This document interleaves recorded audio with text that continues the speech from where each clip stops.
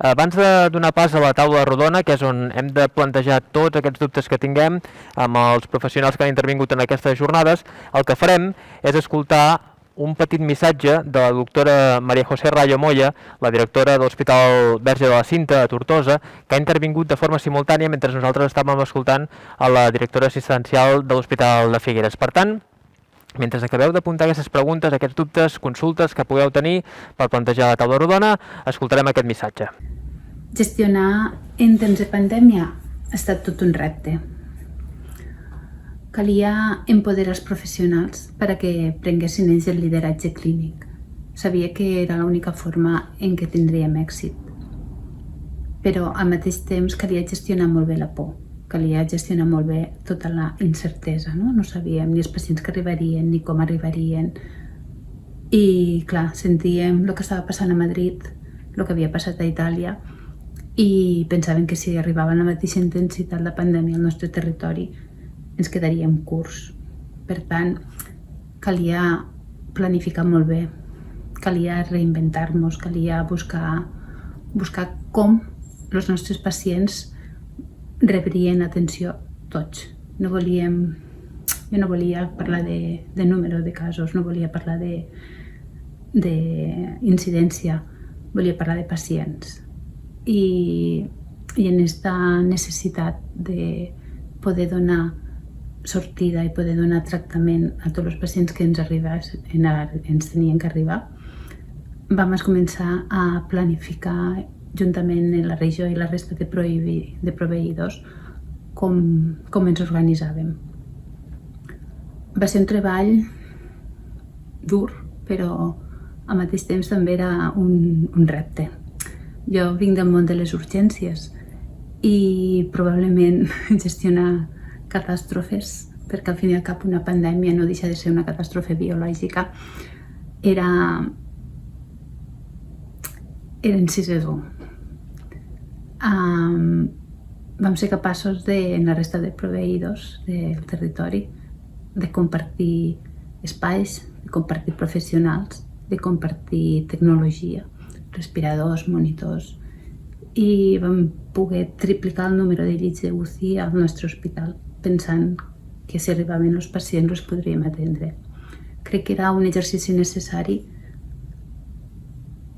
pels professionals mateix, no? Els metges, les infermeres, els auxiliars, els zeladors, tots els que treballen a l'hospital tenien que sentir que estàvem preparant l'hospital per a el que pogués arribar. I això és el que vam intentar fer en tota aquesta coordinació i en tot aquest treball, no? I si alguna cosa vam aprendre és això, que quan els professionals s'impliquen tot és possible, i van poder donar la resposta que crec que mereixien els pacients. Així és que jo només puc agrair a tots els meus companys l'esforç fet a tot nivell de territori. És el missatge de la doctora Rayo, la seva experiència a l'Hospital Verge de la Cinta, a Tortosa, en aquests moments o aquests últims dies. Per cert, a les Terres de l'Ebre és la zona de Catalunya on hi havia menys incidència de la Covid-19.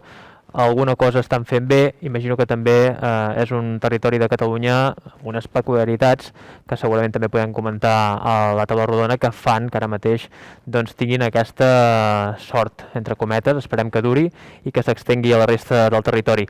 Jo, per obrir joc, no sé si us sembla, perquè han sortit molts factors interessants en aquestes 3 xerrades que heu fet, jo volia plantejar, per exemple, una pregunta que deixava a l'aire ara fa una estona i que d'alguna manera també ha surat al llarg de les vostres intervencions, que és aquesta investigació que ara mateix està treballant a marxes forçades per poder portar respostes a la Covid-19 i que, no oblidem, tot aquest esforç està deixant de banda ara mateix la investigació en malalties tan animals com és, per exemple, el càncer, que ara mateix no està rebent el finançament ni l'atenció que ha estat rebent fins ara i que, per tant, d'alguna manera en surt debilitada, perquè hi ha una malaltia encara molt més perillosa que està ara mateix en clau de pandèmia. Per tant, Això m'agradaria que fos un debat obert, en què pugui intervenir tothom, i potser vull plantejar aquesta primera pregunta. Creieu que aquests esforços que s'estan dedicant a la lluita contra la Covid-19 pot deteriorar el que és la investigació en malalties que també fa molt de mal a la humanitat? Per exemple, el doctor Bassat. Gràcies.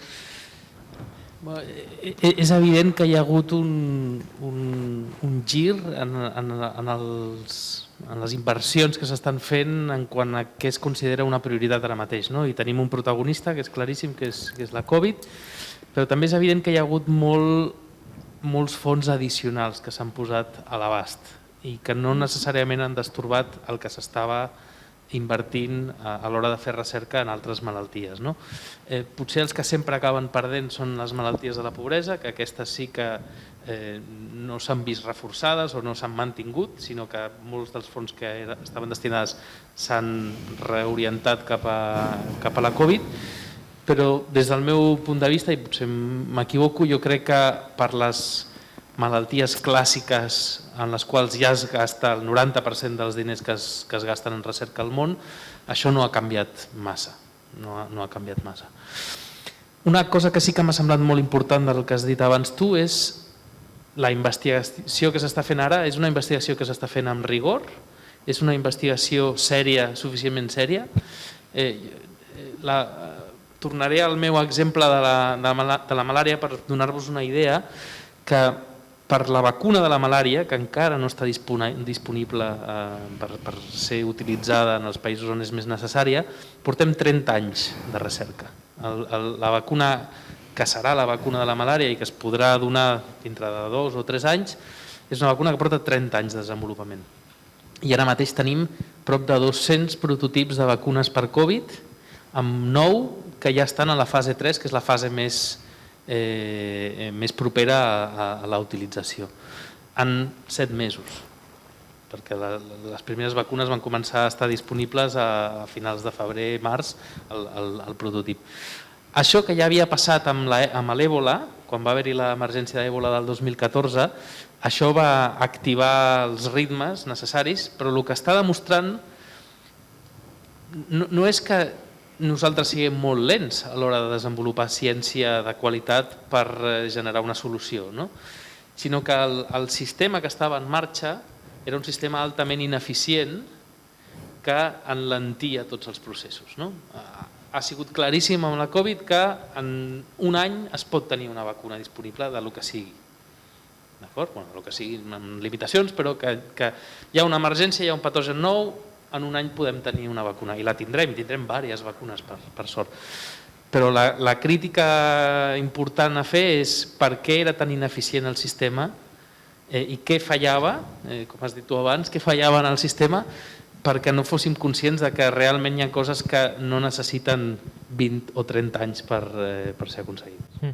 Perquè s'estan fent estudis, els professionals amb els que parlem cada dia als mitjans de comunicació ara, podríem dir que ja tenim seccions dedicades absolutament a aquesta malaltia, ens expliquen que estan fent aquests estudis en molt poc temps, comparat amb el temps d'investigació que es dedica a malalties d'aquesta magnitud, i això es fa sota una pressió enorme a través de la feina d'aquests professionals.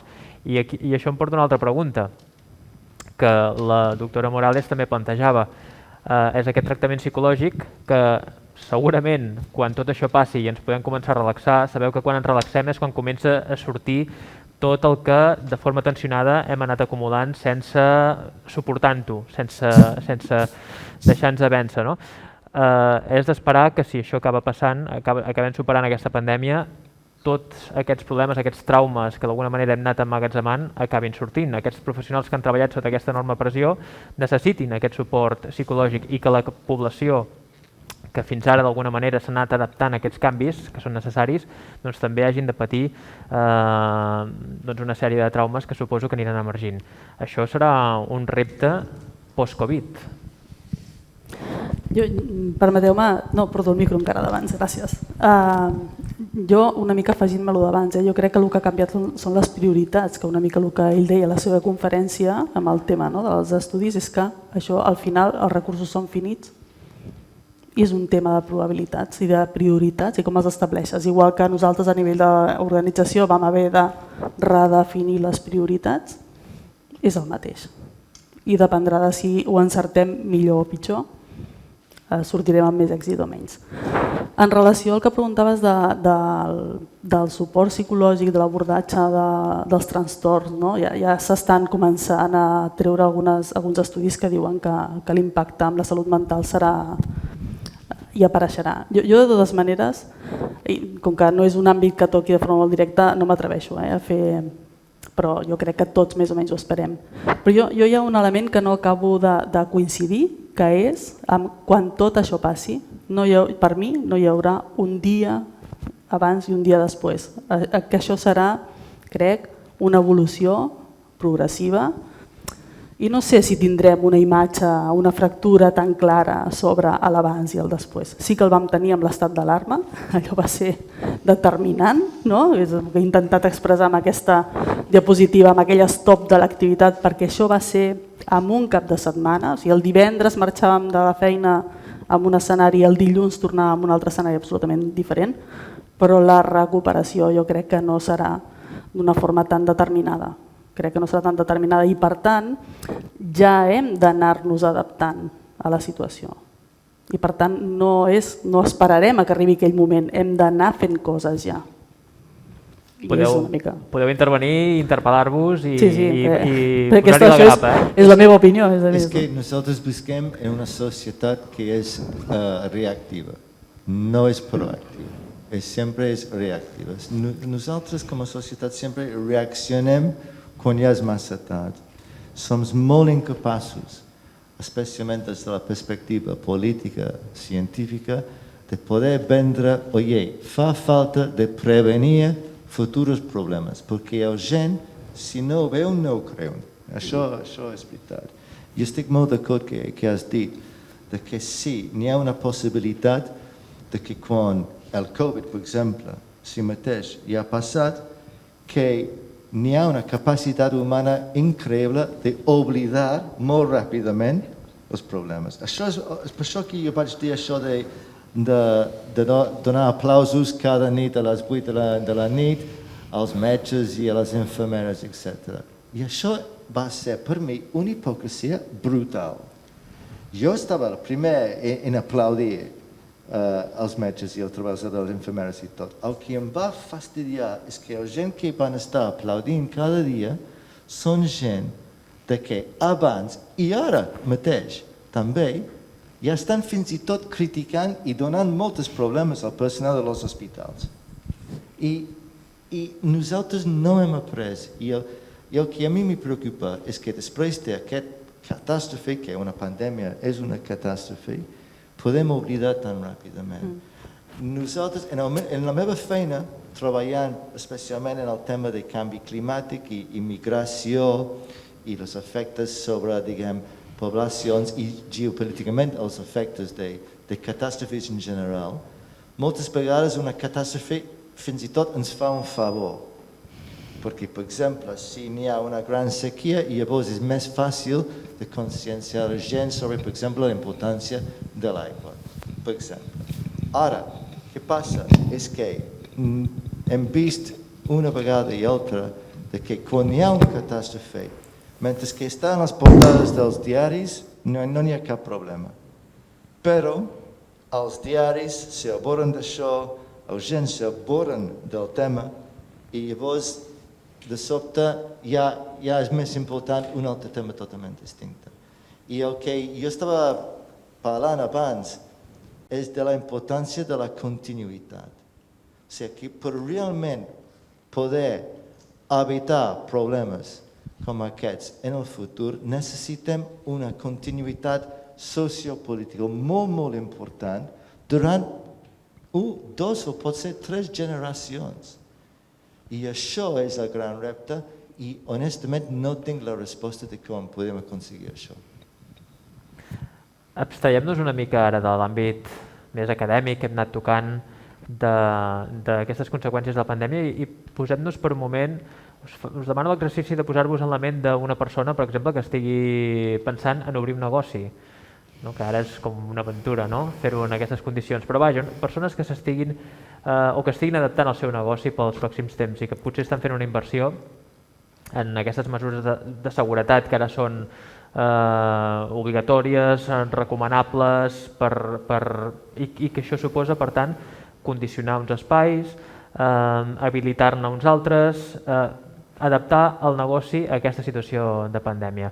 Clar, aquesta persona segurament s'està preguntant tot això que estic remenant, totes aquestes obres que estic fent, aquest negoci que vull obrir, tot això que estic fent serà provisional?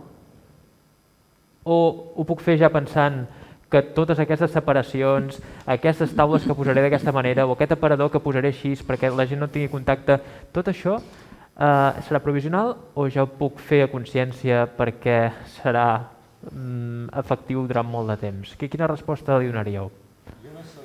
Jo no soc metge, llavors realment passaré la paraula molt ràpidament als altres dos perquè jo no tinc ni idea. Però sí n'hi ha un tema que m'agradaria que potser es pot quedar després del Covid-19 que té relació amb això. N'hi ha, corregir-me si soc incorrecte perquè no soc científic, em sembla que són 8 milions de persones que moren cada any al món per grip. Ara, quan tens el grip, normalment tu continues sortint, sortis amb els amics, amb el gent, poses en perill gent. Perquè el grip pot tenir unes conseqüències molt greus segons les patologies prèvies que sofre una persona. Espero que potser aprenem de ser una mica més educats fins i tot amb un tema com el grip després d'això. Perquè de que jo veig amb les xifres, el grip pot ser igualment perillós. I nosaltres, si tu dius, si sortis amb els amics i dius, sí, tinc el grip, mare sort. Ara, per què llavors nosaltres hauríem d'abandonar aquestes mesures en un futur? La persona que mor del grip no és tan important com una persona que mor com a resultat del Covid? Jo diria que sí. Llavors, pot ser que hauríem de mantenir totes aquestes mesures sempre. Però ara passo la paraula als metges. Però recordeu que també estic pensant en plantejar, per exemple, negocis de restauració, que tenir 4 metres menys d'espai per oferir, per servei, són menys diners. Estic parlant també d'això, sí, de proteccions, de mampares, de mesures d'higiene, de sabó, el personal que dona el servei una certa distància, etc. Però també en aquestes persones que ara estan pensant en guanyar-se la vida en invertir en un negoci i que ho fan en funció del que ara és necessari, pensant en un futur. Jo, si em permeteu, deixaré el Quique per final, que és l'expert en això en tot cas. Jo crec que és molt important el que diu el Richard. És a dir, una de les grans incerteses que tenim ara de cara de la tardor-hivern és com serà aquesta campanya de la grip, com ens afectarà. S'afegirà al Covid? Potser no. Potser tenim menys grip perquè mai hem anat amb tanta mascareta, mai hem utilitzat o hem aplicat tant la higiene de mans i això és una incertesa. Ningú, de moment, que jo sàpiga, ningú s'atreveix a dir tranquils que la cosa serà tranquil·la, no ho sabem. Per tant, seguim aprenent dia a dia. Des del punt de vista de l'hospital, nosaltres tenim aquest mateix dilema. Amb aquesta foto que he ensenyat dels plàstics, ens preguntem cada dia ho hem de fer definitiu o no ho hem de fer definitiu. Possiblement, si ho tenim definitiu, no ens farà mal. No ens farà mal tenir els aïllaments amb una capacitat de visió que permeti al personal d'infermeria fer el seguiment dels pacients, però garantint aquest aïllament. En quin moment? Segurament estem en un hospital, tenim marge de maniobra, no depèn el nostre negoci de si tenim uns plàstics o tenim un tancament definitiu. Jo crec que els negocis tenen molta més premura ara mateix, molta més premura, i segurament la meva opinió és que hauran de prendre decisions ràpides, hauran d'intentar reinventar-se. S'hauran de reinventar, igual que ho estem fent nosaltres. El món digital està per quedar-se. És veritat que una restauració no té capacitat de vendre menjar o de servir menjar digitalment, però haurà de buscar altres línies de negoci. I això té repercussió al subministrador de productes, Exactament. el fabricant, etc. És una cadena de la qual depèn no només la persona que està ara mateix plantejant-se com enfoca el seu negoci, sinó tot el que hi ha al darrere, no? Que també està a l'expectativa de si la irrupció d'una o diverses vacunes de cop i volta aplana molt el terreny i la cosa comença a moure's, o si és una situació molt més gradual, que és el que plantejava la doctora Morales fa un moment, i per tant això també suposa una recuperació de l'activitat econòmica molt més lenta, molt més desconfiada, etc. Doctor Bassat. Jo crec que un dels grans canvis que ha portat aquesta pandèmia és un canvi cultural, no? I que el veiem a nivell mundial. Hi ha cultures molt diferents a les nostres, en les quals el contacte físic és molt diferent al que tenim nosaltres i amb les quals els hi ha costat molt menys aplicar certes mesures. No? Nosaltres sempre parlem de que som mediterranis, que som expansius, que si no donem una abraçada a algú no ens sentim bé, i això és el canvi de xip gros que haurem de fer. No? Recordeu sempre que miràvem els asiàtics com uns extraterrestres quan anaven amb mascarilla quan estaven refredats. I dèiem, però a qui se li acudeix això? No? Pues aquests són canvis petits que hem hagut d'incorporar a la força i que ara ja no ens semblaran tan estranys, però és evident que des de la nostra percepció humana això és un retrocés, això no és un avenç. Però des de la visió de salut pública, evidentment, és una que haurem d'abraçar i serà l'única cosa que podem abraçar ara mateix. Jo crec que aquestes menes de, per exemple, els petons, quan dius hola, jo els trobo molt a faltar. N'estic segur, n'estic segur. Això és que jo vaig venir a viure a la Mediterrani i llavors, s'ha anat. Ara, jo crec que s'ha acabat.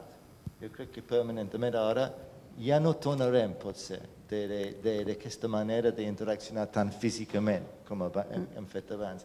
I, per exemple, has mencionat això de els japonesos o els xinesos que venen aquí i sempre hem rigut de qui porten màscara. Això és educació, és bona educació per la seva part. No és que estan dient, no, vosaltres sou bruts i nosaltres som netes. No. Ells estan fent per l'educació a l'altra gent. Jo crec que això té molt res a veure, que tenim que començar a educar la gent en pensar en els demás. És per això que estan portant els màscares. I això és personal. Transportant això, el que deies abans, el tema dels petons, estem segurs que la persona que anem a petonejar vol rebre els nostres petons? En el meu cas, en el cas d'en Richardson, perquè tothom vol ser petonejat per en Richard Edelman, però tenim la certesa de que nosaltres, quan anem a fer un petó a una persona, vol tenir aquest contacte. Jo crec que aquesta malaltia està accelerant determinats convencionalismes que potser també ens els comencem a plantejar.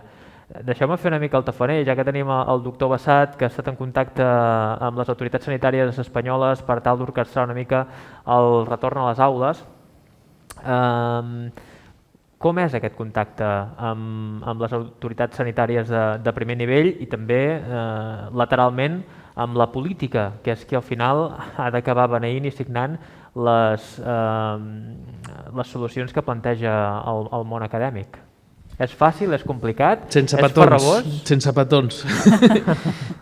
És una situació curiosa perquè se'ns demana un consell tècnic, se'ns demana purament l'elaboració d'una sèrie de recomanacions tècniques, llavors es compilen aquestes recomanacions, s'ofereix un document amb una sèrie de recomanacions i després perds el contacte. Ja no saps què passarà i després s'anuncien públicament la sèrie de decisions que s'han pres i a vegades han seguit els teus consells i a vegades no han seguit els teus consells. Però no és que sigui un diàleg continuat, és un treball en silos, no? Uns estan en un costat, els altres estan en els altres, uns entreguen, els altres reben i uns decideixen. I potser el gran problema és que la capacitat de decisió no estigui determinada per una combinació d'aquests dos silos, no? I que siguin treballs que van en paral·lel més que conjuntament. I el feedback que teniu després? És a dir, hi ha un diàleg constant o com funciona això? Us truquen, us demanen aquestes aportacions i després us retireu? O quins canals es fan servir entre vosaltres i el destinatari final, que en teoria és el govern central, d'aquests consells o d'aquestes solucions? No, evidentment és molt cordial aquesta col·laboració, però és des de baix cap a dalt, no és al mateix nivell. Llavors et demana el document, tu l'entregues i ells fan amb allò el que creuen més convenient. I si tens sort, segueixen moltes de les coses que tu proposes i si no, fan completament al revés. L'important és que no només és amb el govern central, això també passa a nivell més local. A nivell de Catalunya o a nivell de Barcelona hem fet col·laboracions semblants i l'execució d'aquestes recomanacions ha seguit exactament el mateix camí que a nivell nacional. En parlarem ara de l'experiència en concret de Figueres. M'agradaria que ja que estem a la capital, a l'Empordanesa, doncs la doctora Morales pogués eixamplar una mica la visió que ens ha portat sobre el moment actual que viu la ciutat i la zona d'influència, tenint en compte que venim d'unes setmanes complicades que es van viure fa un mes. Hi ha una pregunta del públic. Mentre es fan arribar el micròfon, jo plantejaré una pregunta perquè me la responguin els tres ponents. En base al coneixement que vosaltres teníeu de la situació de la pandèmia al mes de juny, que és quan s'agilitzen les converses per preparar l'inici del curs escolar, en base al que vosaltres traslladeu als polítics, la comunitat científica, sanitària, quan us trobeu la primera estratègia d'inici del curs escolar que planteja la Generalitat, què penseu? Jo no soc tècnic. Ara, com politòleg i un dels comitès en què estic treballant és amb el comitè de la Comissió Europea del Covid, els que es diu el Sentinel. Rebrem un informe cada dia a les 9 del matí i la meva reacció va ser i continua sent que en aquesta situació no haurien d'haver obert les escoles. Així de clar. I això són les opinions dels científics de que la informació que nosaltres hem rebut fins ara. No estic criticant a ningú i no soc per fer-ho. L'única cosa que m'agrada afegir, que era una mica el que havia dit Quique, és una cosa. Des del principi d'aquesta crisi estic molt decepcionat de que s'ha convertit en un tema polític. Estic avergonyit, diguem, del meu gremi, que són dels polítics i els politòlegs, és que realment en una situació així els polítics haurien de fer, i com han fet en molt pocs països, i un exemple bon és Portugal, on no n'hi ha govern ni oposició. Han escoltat 100% els consells tècnics i lo han seguit a la letra. I nosaltres aquí fins i tot s'ha convertit no només en un tema entre Partit Popular i socialistes i Vox, etc., sinó fins i tot un tema de nacionalisme. I això sí és molt trist. Us recordo i us contextualitzo el que vull dir amb el mes de juny. La Generalitat el que planteja en la seva l'anunci de la seva estratègia per obrir les escoles, que els menors es podran abraçar, podrà haver-hi contacte, es podran fer petons, aniran sense mascareta, les primeres etapes escolars. Això és el que anuncia l'administració catalana. La reacció de la comunitat científica, en base al que vosaltres havíeu aconsellat, quina és? A veure, Quique. Jo sempre he defensat que les escoles havien de reobrir i tinc un cert conflicte d'interès perquè sempre he recolzat aquesta idea, perquè crec que els nens tenen el mateix... Primer que l'educació presencial és un dret fonamental de la infància i que s'ha de poder complir. I si estem obrint els gimnasos i si estem obrint les terrasses, els nens tenen dret a fer-ho i a fer-ho d'una manera el més segura possible, evidentment. Sí que és cert que al mes de juny jo crec que els polítics locals tenien una certa borratxera de sensació de seguretat de que ja havien passat el pitjor. I que com ja havien passat el pitjor, tot el que havia de venir seria acceptable, no? I no van tenir la visió a llarg plaç o a mig plaç de dir, bueno, la tan anunciada segona onada, portem sentint parlar de que això arribarà, d'anticipar-se a que això era una possibilitat. Llavors es va perdre d'alguna manera la percepció de risc i es va anunciar que, primer, que els nens no contagiaven, amb la qual cosa que obrir les escoles no tenia cap risc, i segon, que estava tan bé la situació epidemiològica al país que no comprometria l'apertura de les escoles. És cert el que has dit, qualsevol indicador epidemiològic ara mateix va en contra de reobrir les escoles. L'Organització Mundial de la Salut diu que amb una incidència de 10 casos per 100.000 habitants, superior a 10 casos per 100.000 habitants, ja no s'haurien d'obrir les escoles. És veritat que això és una recomanació a nivell global i no necessàriament aplica a llocs concrets, però tenim incidències de 100 vegades més grans que aquest número, no? Amb la qual cosa el risc és evident. El risc és evident, però no per obrir les escoles. El risc és evident perquè la situació epidemiològica és tan dolenta que qualsevol activitat comunitària o de grup comporta un risc que és gran, que és massa gran. Jo no sóc experta tampoc, però a veure, soc mare i portem soc mare i l'experiència que ens ha donat la pandèmia també ens enriqueix, no? Jo crec que jo opino com el Quique, jo crec que s'havien d'obrir les escoles i que s'ha de fer tot l'esforç i hem de canviar la manera de funcionar per garantir que això sigui segur. L'aprenentatge no és només les lliçons que et dona el professor i no és només el que et puguis aprendre per internet. L'aprenentatge és interacció. I els nens necessiten aprendre com reaccionaran a situacions complicades. I per molt que aturem espais concrets, aturar no vol dir que tinguem capacitat de guanyar la situació, perquè això és un aprenentatge continu. I per tant, què aconseguim aturant un espai? No tinc clar, i estic parlant des de la intuïció, des de la meva base de coneixement, que no és tècnic.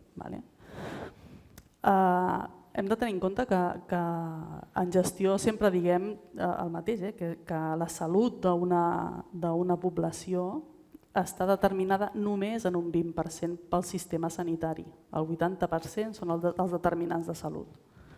Això vol dir que si tens una població que té hàbits que no són saludables, pots tenir un sistema de salut meravellós, però la gent arribarà malalta. Si l'ideal és que no arribi la gent malalta al sistema sanitari.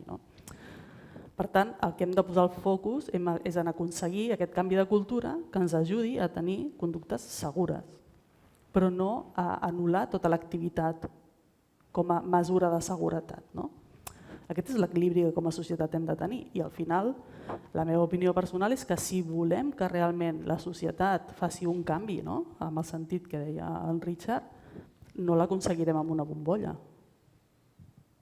Posar-nos en una bombolla no et fa aprendre, no et fa reaccionar, no et fa superar reptes. No sé, des de la meva modesta opinió.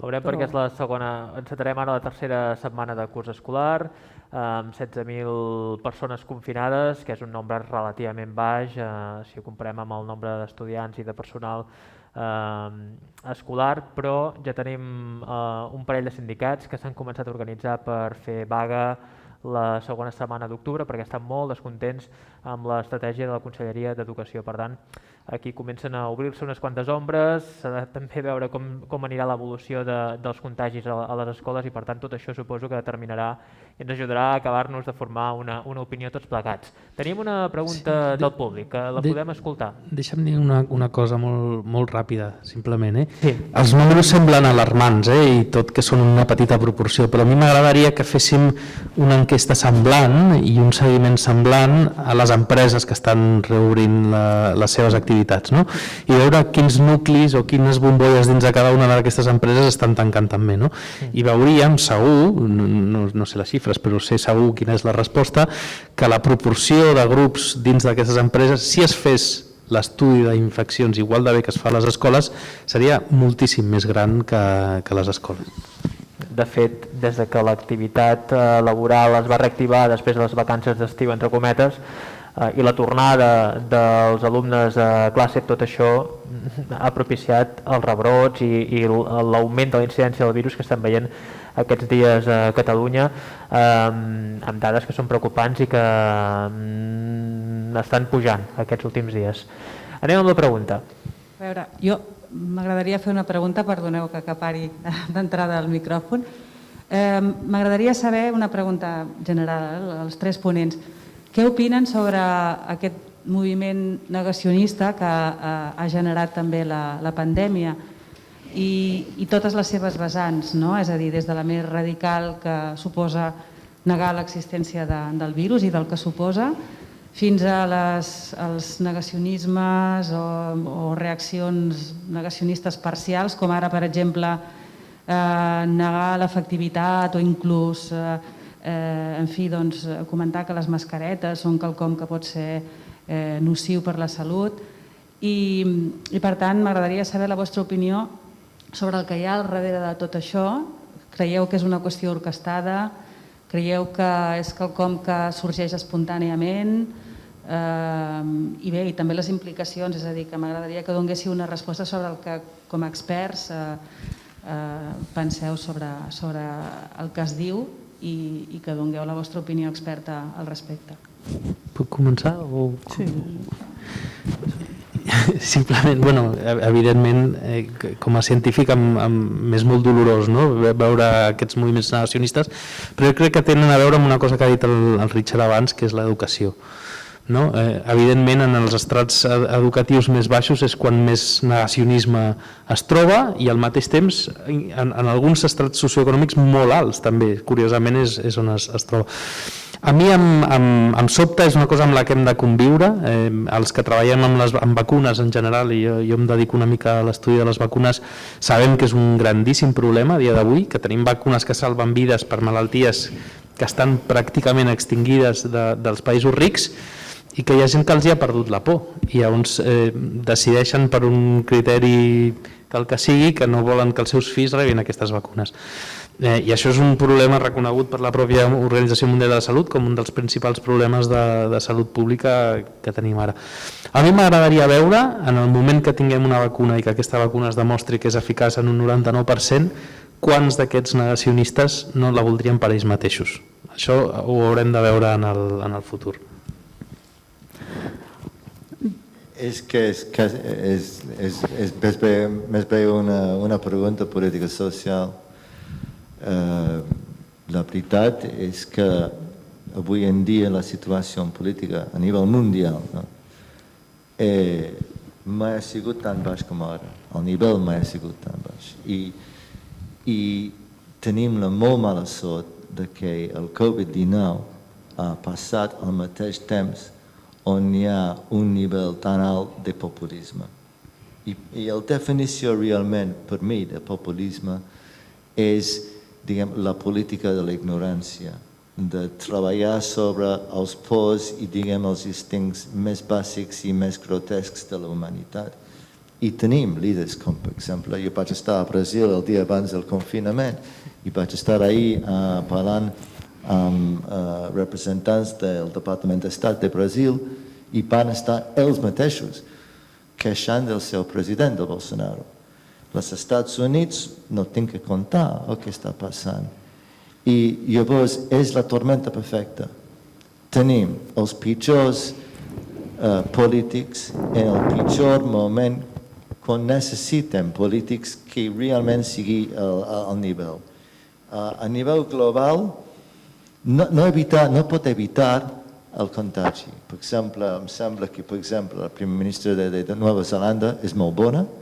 Aunque políticament no estic d'acord amb ella sempre, però estic molt impressionat per Angela Merkel. Estic impressionat, com vaig dir abans, amb l'actuació del govern portuguès i s'ha acabat. A nivell mundial. A nivell mundial. I torno a repetir, és que ens permetem com a societat que arribem a aquest nivell de populisme, que això de negar el que és evident és populisme. però demostra també, com tu has dit molt bé, una falta d'educació total. Perquè no hem educat la gent a pensar per si mateix. És que no ha sigut interessant. Perquè si no, si tothom pensa per si mateix, molta gent no estarien disposats d'aguantar la mena de vida que nosaltres tenim que aguantar en la societat moderna. Llavors no l'ha interessat i ara estem pagant el preu. I, per exemple, jo ho diré ara mateix, estic convençut, després de moltes converses i molts estudis, de que Trump tornarà a guanyar. I estic dient el mateix. Trump tornarà a guanyar a novembre, segur. I si no passa, jo puc ja dimitir, però no, és que tornarà a guanyar. I per què? Perquè la majoria de la gent, ara mateix, són reaccionaris i són capaços de crear les coses més increïbles. Sobre el Covid i he escoltat de tot, coses que penses, però tu què estàs fumant? És brutal. I llavors, per exemple, n'hi ha moviments que gent diu, això és una broma, però no, per exemple, el QAnon. El QAnon ara mateix és molt important en el món anglosaxó. Està dient que el Covid és part d'una conspiració mundial judeu-xinès, no te lo perdis, la combinació, japonès, i que aquesta gent també xupen el sang de nens abusats i que l'única persona que està lluitant contra això és Donald Trump. Ara, sembla com una cosa d'una pel·lícula de comèdia i seria si no fos que s'han calculat que el 30% dels americans i els britànics ho creien. I això és la situació en què estem. I llavors, sí, és que ha sigut la tormenta perfecta i això de negar els fets del coronavirus, doncs, molt mala sort que tenim, ha coincidit amb un augment de populisme com mai s'ha vist, potser mai en la història de la humanitat. Jo voldria aportar una petita aportació, que és la meva interpretació personal. Jo crec que en aquesta situació ens movem en l'entorn de les emocions. Sembla que només parli d'emocions, però quan no ens ensenyen, no hem après a gestionar les nostres emocions, és molt fàcil que algú tingui capacitat de provocar-me unes emocions que jo no sé gestionar. Això ens facilita el populisme, la Covid genera por, a cadascú de nosaltres ens genera una reacció diferent. Si som capaços de pensar, d'intentar racionalitzar, podrem gestionar les nostres emocions, però això no hi hem dedicat esforços, ni a nivell educatiu ni a nivell personal. També és veritat que el món de les emocions és un món que s'escapa molt de la ciència. És molt difícil estudiar les emocions, és molt difícil treure conclusions objectives, com es fa amb la ciència en base a un virus, en base a un medicament. És molt difícil i això ho fa molt complicat. I jo crec que quan tenim un col·lectiu de persones que creuen alguna cosa que per altres és però com poden pensar això? Jo crec que l'únic que entra en joc aquí són les emocions. És l'únic que té el poder de fer alguna cosa tan irracional com això. I aquest és un àmbit que com a societat no estem treballant.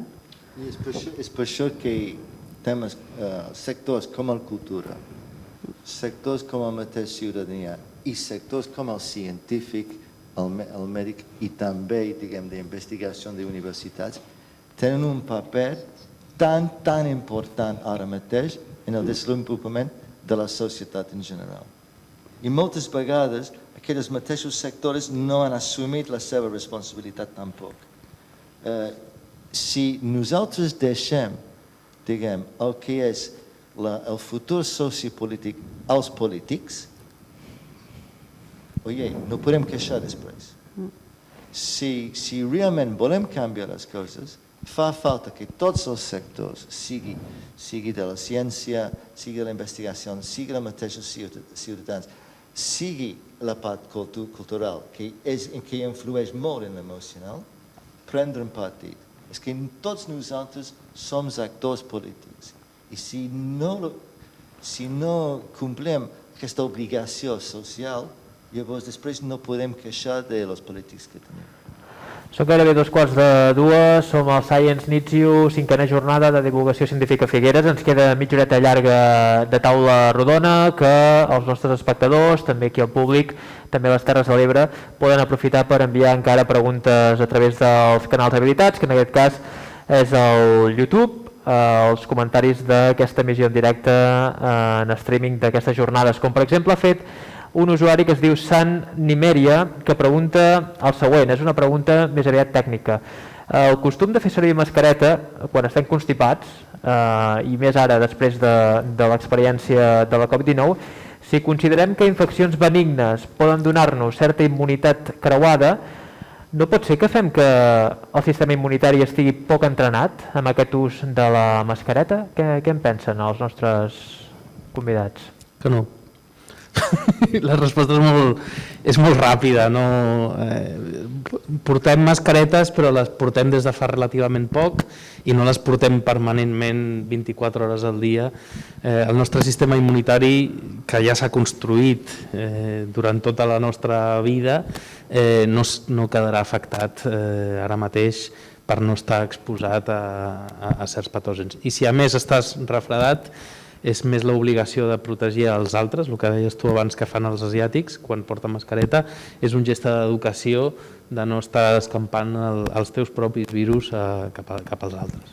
Abans la doctora Morales parlava de la telemedicina, que diu que ha arribat per quedar-se, i jo aquestes últimes setmanes he parlat amb persones que m'han dit que estan contentes per aquesta entrada en escena de la telemedicina, que et facilita moltes coses, per exemple, doncs la possibilitat de tenir accés a una recepta que abans havies d'anar-la a buscar al CAP i que ara te l'envien per correu electrònic d'un medicament doncs, que no necessita tampoc massa supervisió del teu metge de capçalera, doncs això és un benefici. Però, per exemple, hi ha altra gent amb la que he parlat que estan preocupats perquè creuen que una assistència a través del telèfon o a través del Zoom pot tenir un preu, que és que el metge, el facultatiu, no sigui capaç de percebre alguna malaltia que estigui desenvolupant aquesta persona, no?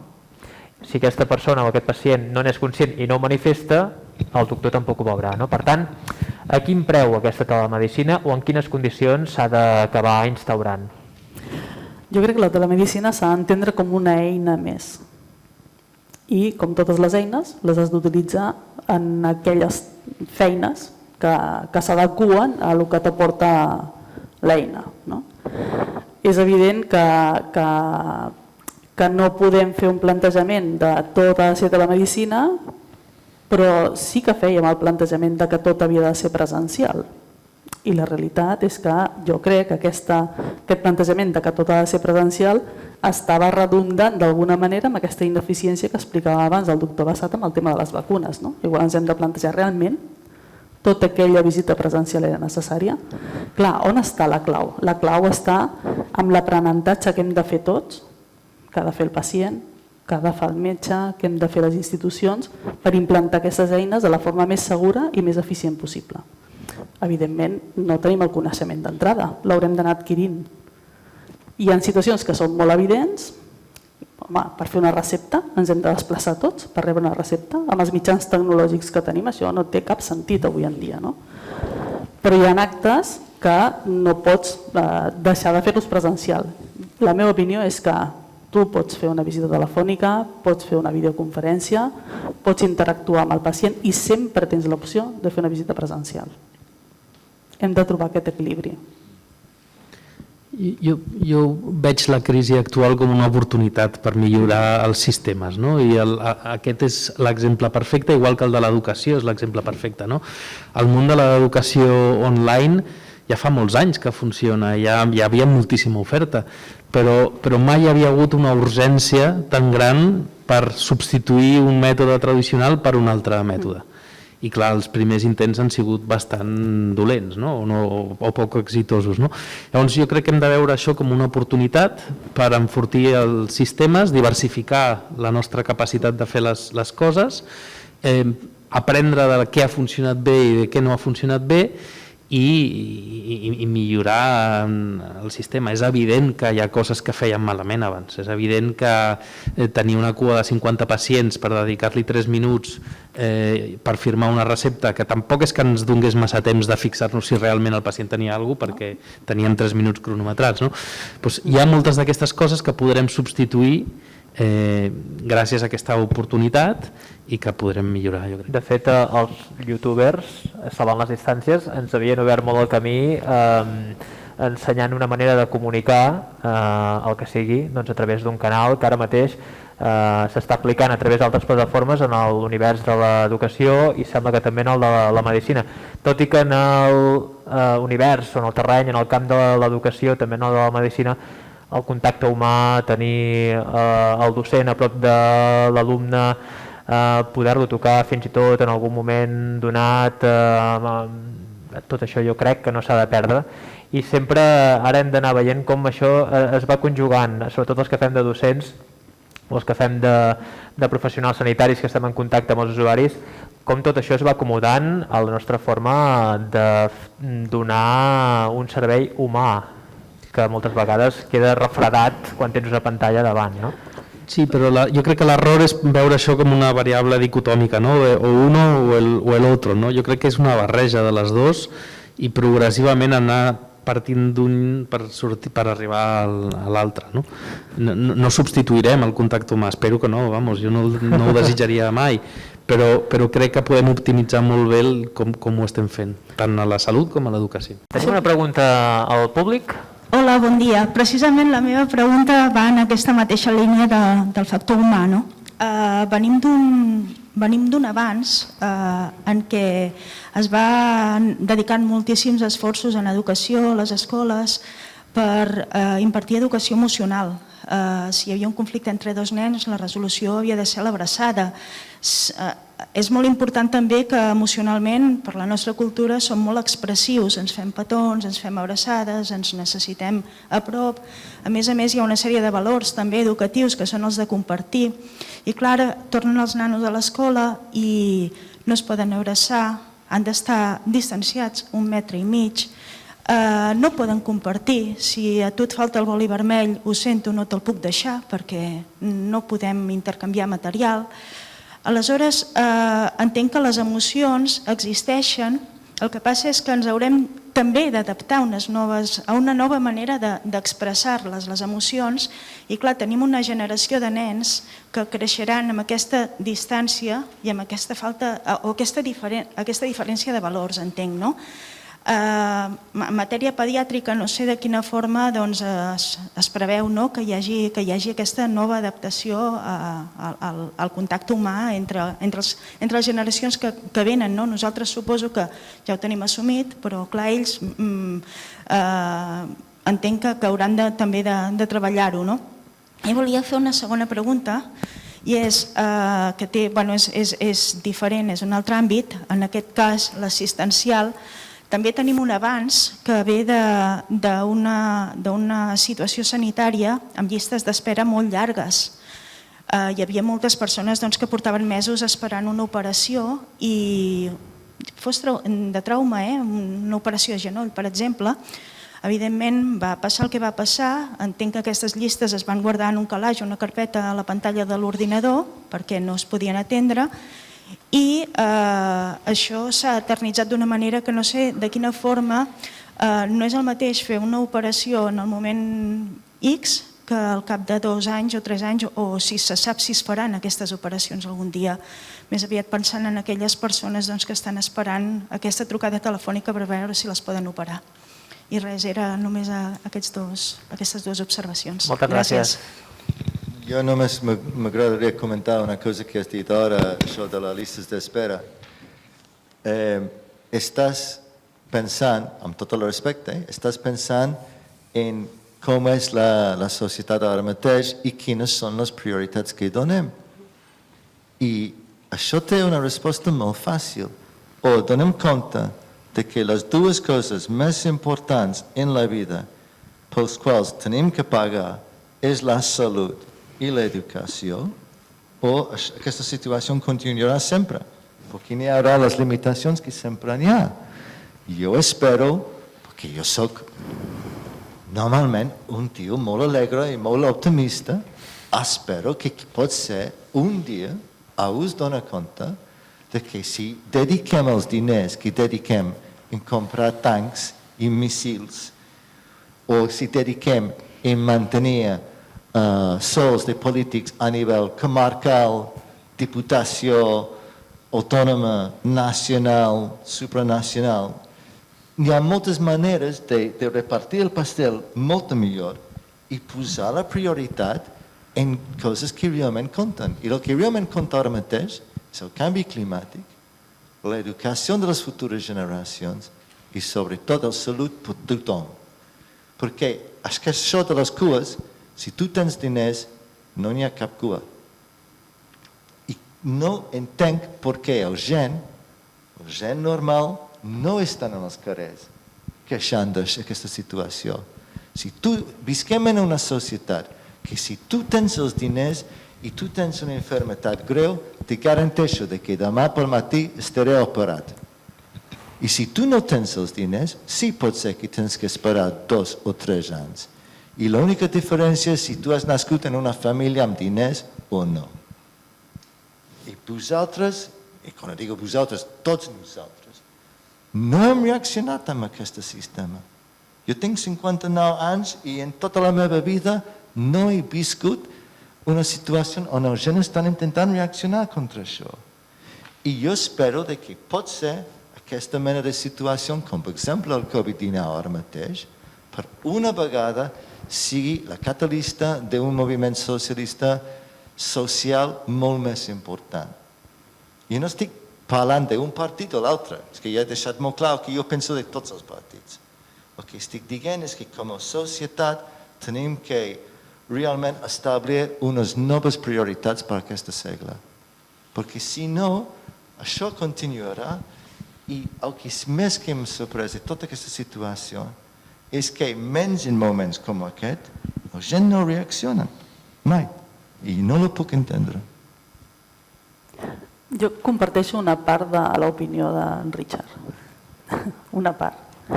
Jo crec que, evidentment, els recursos són finits, és veritat, però jo crec que el nostre sistema, amb totes les limitacions que tenim, que en són moltes, i amb això seria, no sé, absurd negar-ho, no, evidentment no ho faré, però jo crec que sí que tenim un sistema que intenta fer la seva activitat orientant les prioritats. Evidentment, com tot, podem cometre errors en decisions i en prioritzacions o poden ser prioritzacions que no coincideixen amb les que la gent necessita i és un tema que hem de millorar. Però de la mateixa manera que he explicat com tota l'organització, la fundació, però puc parlar de la fundació, puc parlar de qualsevol hospital públic, que és l'entorn que jo més conec, hem hagut d'aturar molta activitat, però hem hagut de garantir l'assistència urgent i no demorable, i s'ha garantit. És a dir, al pic del març-abril, a l'Hospital de Figueres estàvem operant processos oncològics. I això vol dir que has de marcar prioritats i que les has de garantir. Quan una persona té un problema greu, el sistema sanitari dona resposta. Un problema greu, sobretot si és vital. Les llistes d'espera apareixen amb aquells processos amb els que tens la gamma de grisos, no? Com tu deies a la teva exposició, no ens han ensenyat a pensar en gamma de grisos. I el problema està en com coincideixen aquesta gamma de grisos. És indubtable que l'aturada amb activitat programada que s'ha fet per atendre la Covid és indubtable que ha generat una bossa de pacients que esperaran més del que en altres situacions ja esperaven, que en molts casos, Déu-n'hi-do el que era, sobretot cirurgia electiva, molt és el cas de traumatologia, perquè la traumatologia no és un procés vital, etc. Però tot això és molt més complex, és a dir, la situació en la que estem vivint ara, el que esperaríem tots és que el número de pacients que estan en llista d'espera ha augmentat, oi? Que és el que esperaríem tots després d'aquests mesos i no és la realitat. Nosaltres tenim ara els mateixos pacients en llista d'espera quirúrgica que teníem el 31 de desembre. Per què passa això? perquè ara la dificultat està amb l'assistència que hi ha a la primària. Estem fent moltes altres tasques. També hi ha una altra cosa, hi ha molts pacients que tenen molta por d'accedir als centres sanitaris. És a dir, la lectura no pot ser tan unidireccional com dir no es pot fer la cirurgia, tenim llista d'espera. No, són molts elements els que estan jugant. Això sí, els que estan en llista d'espera ara esperaran més temps, perquè no hi ha capacitat per donar la resposta. És la resposta del món sanitari, que no té per què agradar als pacients que estan esperant, però en tot cas és la resposta que ofereix el món sanitari. I deixeu-me recuperar la primera pregunta que ha fet l'espectadora, perquè ella plantejava com ha de ser aquesta educació en aquests nens i en aquestes nenes que estan vivint aquests dies escolars sense el contacte que han tingut els seus pares quan estaven en edat educativa, però al mateix temps, com que la humanitat és una contradicció en potes, ens trobem en l'exemple que comentava el doctor Bassat de Romania, que els nens a classe compleixen amb les mesures imposades, però quan els pares han deixat els seus fills a l'escola veiem que estan fent xerrades de grup amb altres pares, es fan petons entre ells, una cosa que és absolutament contraproduent i que xoca frontalment amb el que es demana després als nens. És absolutament cert que el que els hi toca fer als nens ara és el contrari del que els hem intentat inculcar sempre a la seva educació, una proximitat, una empatia, el compartir, i ara els hi demanem el contrari. El que passa que és una situació extraordinària i els nens també són conscients que això no és per tota la vida i que té una raó de ser així, té una explicació. Jo crec que si som molt transparents a l'hora d'explicar el per què les coses s'han de fer, els nens ho entenen. La meva filla sap perfectament que no pot abraçar la seva millor amiga, però em diu, és que tinc unes ganes de que acabi això perquè llavors li donaré l'abraçada acumulada que tinc prevista per ella. Clar, si aquest problema continua i dura 10 anys més, llavors sí que tindrem tota una generació que ha sigut educada en uns valors diferents dels que ens agradaria.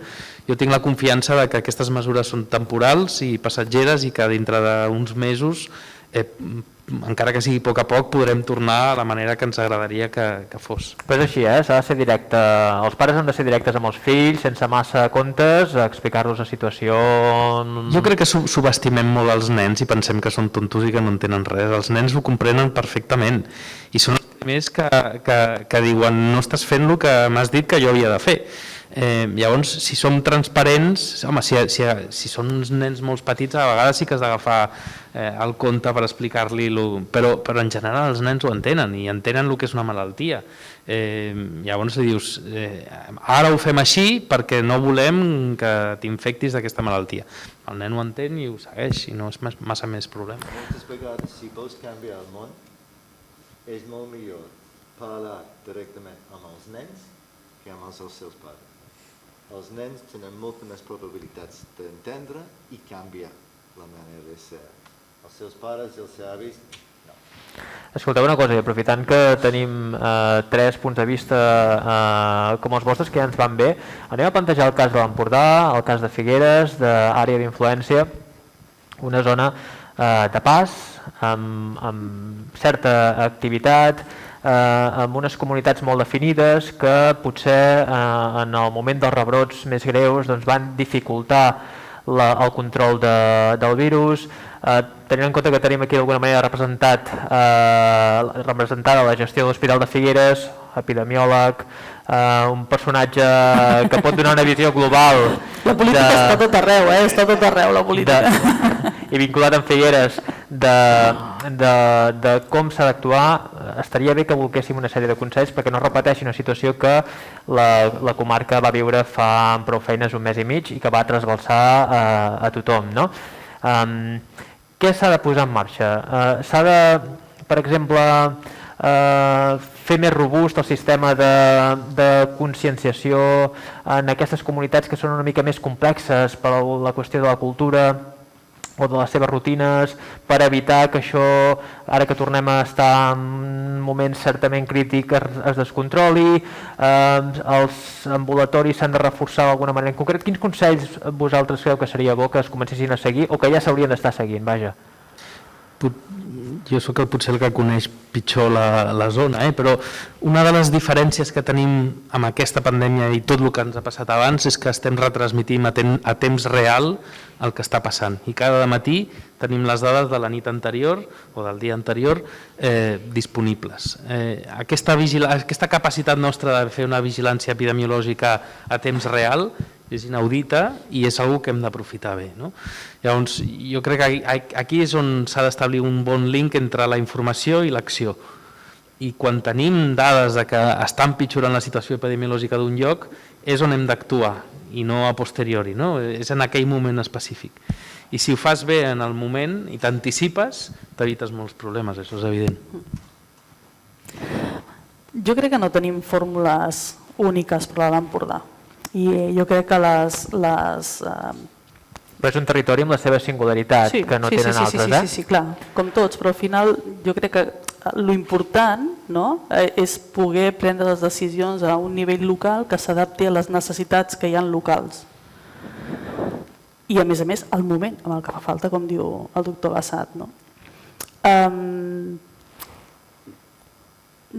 No sé, estic intentant compilar les idees. Hi ha mesures generals que són les que tothom ha d'aplicar, però després hi ha com aterres aquelles mesures al territori i jo crec que no pot deixar d'haver-hi coordinació, per exemple, però no parlo només del sistema sanitari, parlo del sistema sanitari amb el món local, amb el treball social, amb els mediadors culturals. Però creieu que a la comarca, per exemple, el seguiment dels contactes està garantit, s'està fent correctament? Ara mateix, si mirem un dels indicadors que deia... Vaig a lo pràctic. El pràctic del moment actual. Vaig a lo pràctic per saber si anem bé. La comarca té diferents punts que són de risc, com a la resta, que és el tema de les escoles, però té també altres punts de risc, com és, el que he dit a la meva exposició, la temporada de la fruita, que s'allargarà fins a la temporada de les olives, que és a final d'any, ben bé. I això té un condicionant molt important, que és la situació social. Els treballadors del camp són treballadors temporers, com vam veure al Segrià. Aquesta crisi el que fa és aflorar totes aquelles debilitats socials i sanitàries també, però les socials ara són les que tenen un impacte més important. I a més, aquestes no les podem atacar de manera ràpida. Com hem pogut fer a nivell de les institucions sanitàries, no podem de cop muntar tot un sistema social per evitar situacions de molta vulnerabilitat. Jo espero que amb el temps això ho anirem reconduint, perquè s'han posat en evidència situacions que abans de la Covid eren absolutament normals. Una població de temporers flotants, de diferents poblacions, sense allotjament, a l'espera que algú vingui i els contracti per un dia, això és una situació que s'ha viscut sempre. Però aquest any és especialment complexa. S'ha vist a les Terres de Lleida el que ha passat, no? Evidentment. Per això dic que al final sí que tenim una situació específica nosaltres que en tot cas es reprodueixen a alguns territoris. En el nostre cas actualment, fa no gaire que mirava aquestes dades epidemiològiques que jo presentava, a l'Alt Empordà un dels indicadors que la OMS està dient que seria com un indicador de que s'està fent un bon seguiment dels contactes és si el número de PCRs positives està 5 o per sota. I les últimes dades que jo vaig mirar a l'Alt Empordà estàvem a 5, poquíssim. És a dir, des d'aquest punt de vista podríem dir que l'esforç que s'ha fet a nivell del sistema sanitari per fer aquest estudi de contactes i fer les PCRs sembla que a nivell de l'Alt Empordà s'està ajustant a aquests paràmetres. Això no vol dir si per fer això s'han de deixar de fer altres coses. Perquè posar recursos no és només un tema de diners. Has de trobar les persones perquè facin aquella feina, les has de formar, les has d'integrar en una organització i han de poder fer la feina de forma efectiva. I això es va fent dia a dia. Però ara mateix, com a indicació, com a indicadors que tenim a nivell epidemiològic, malgrat també tenim una tendència creixent com a tot arreu, estem amb uns indicadors que ens donen unes bones valoracions que esperem que no es perdin. Farem una última pregunta abans de donar per tancada aquesta taula rodona del públic. Molt ràpidament, en primer lloc, donar gràcies a l'Àngel Siécora i al seu equip per organitzar aquestes magnífiques jornades i portar aquests ponents de prestigi. També reconèixer l'esforç que fa l'Ajuntament de Figueres, donar-li suport i encoratjar que ho segueixi fent. La meva pregunta serà doble, una per al sector de la salut i l'altra per a l'àmbit de la gestió pública, és a dir, la política. En concret, per la salut, heu dit que els infants són molt resilients, però de cara a la població adulta que ha patit confinament, teletreball i distància, haurem de preveure a la llarga algunes disfuncions en salut mental? I la pregunta per Sir Richard Edelman doncs, és que amb aquest teletreball, amb aquest augment de treballar des de casa i d'ús de les xarxes, s'ha estudiat si això tindrà incidència amb el canvi climàtic, atès que perquè funcionin aquests grans servidors, etc., cal molta energia? Gràcies. Començo jo per la part de salut. Ja he comentat abans que no tinc moltes dades sobre el tema de salut mental.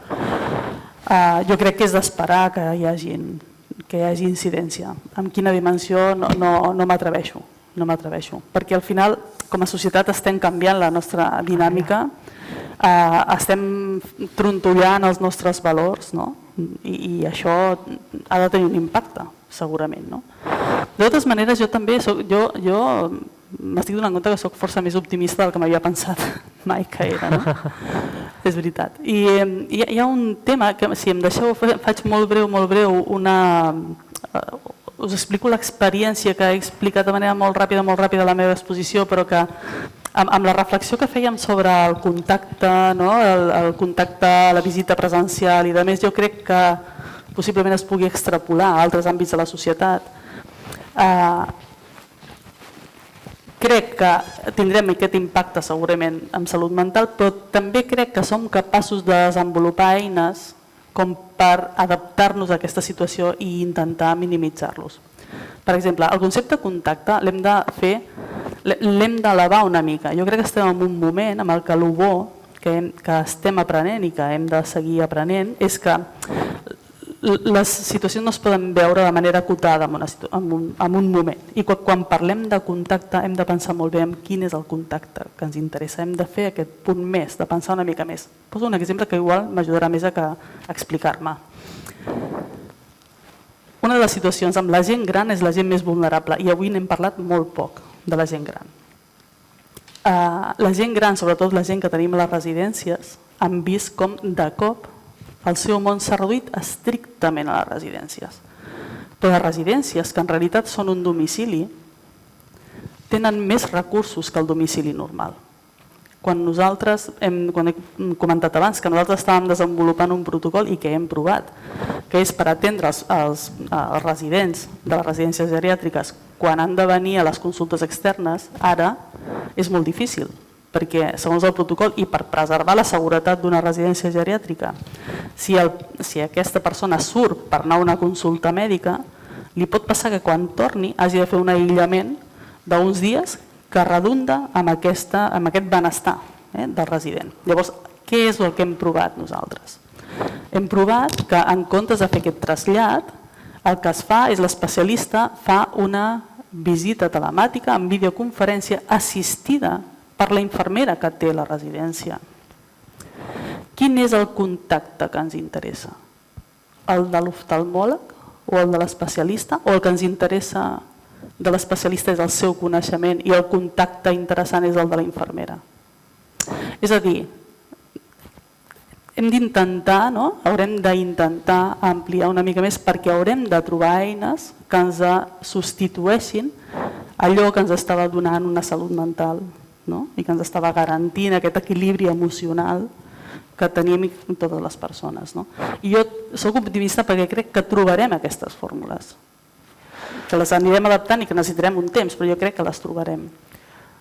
Dues coses de la resposta de la doctora Morales. En primer lloc, jo tinc la convicció íntima que com a societat tots hem fallat a la nostra gent gran.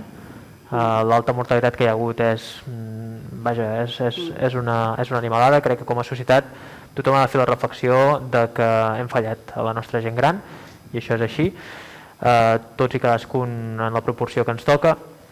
és una autèntica desgràcia, i l'altre, aquest optimisme, malgrat tot això que estem explicant, que jo crec que, com deia Winston Churchill, que va anar a col·legi amb Richard Edelman, deia, val més ser optimista perquè una altra cosa no és productiva o no servirà per gaire res. Doncs jo crec que és una mica el missatge que sent unes jornades divulgatives i parlem amb científics i amb personal de primer nivell que ens pot explicar totes aquestes experiències, doncs que aquest optimisme no l'hem de perdre i tant de bo, perquè m'ho he apuntat, aquesta sortida d'aquesta crisi serà molt gradual i segurament això ho hem de tenir en compte, doncs que aquesta gradualitat s'escurci al mínim possible, però que estiguem preparats per tot. Moltíssimes gràcies, un aplaudiment pels ponents.